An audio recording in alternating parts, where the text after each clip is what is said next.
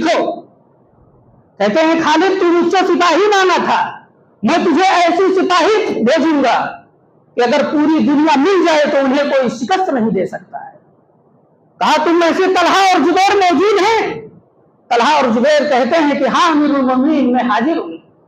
कहा जाओ तुम अपने जंग के सामानों को पहन लो, जंग के हथियारों को पहन लो, मैं तुम्हें खालिद इब्न वलीद के पास भेज रहा हूं, हिजबुल्लाह के पास भेज रहा हूं, अल्लाह के गिरोह के पास भेज रहा हूं।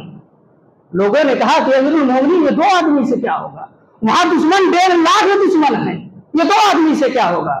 कहा साथियों तुम 2 आदमी को कमतर समझते हो?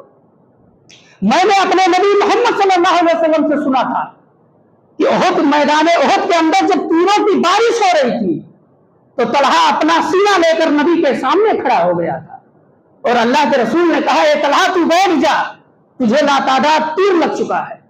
तलहा ने कहा कि अल्लाह के रसूल अगर मेरा पूरा सीना तीर से भर जाएगा तो अल्लाह के रसूल मैं अपने पुष्ट को पीछे कर लूंगा, लेकिन अल्लाह के रसूल मैं हटूंगा नहीं। इमाम कायनात कहते हैं तलहा तुझसे मोहम्मद राजी है, मोहम्मद का रब तुझसे राजी है। ए तलहा अल्लाह रब्बुल आलमीन तुझे जन्नत देकर रहेगा। और जुबैर तो वो जुबैर थे कि जब अल्लाह के नबी सल्लल्लाहु अलैहि वसल्लम के ऊपर यहूदियों ने सब खून मारने का इरादा कर लिया तो अल्लाह के रसूल कहते हैं कौन है जो मेरे घर की हिफाजत करे?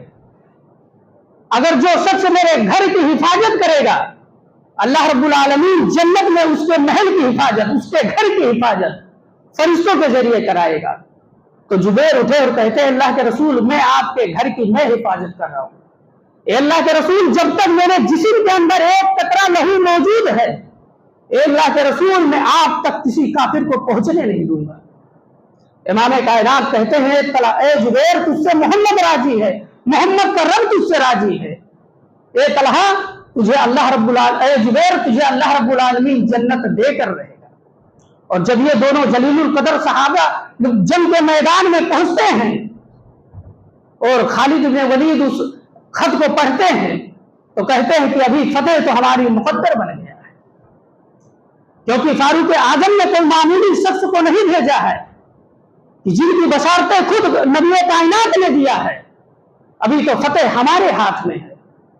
और जब पहुंचते हैं मौरखीन लिखते हैं कि दुश्मन 75,000 लाशों को छोड़कर भाग खड़े हुए। ये कौन ताकत थी? सिर्फ 2 सहाबा से।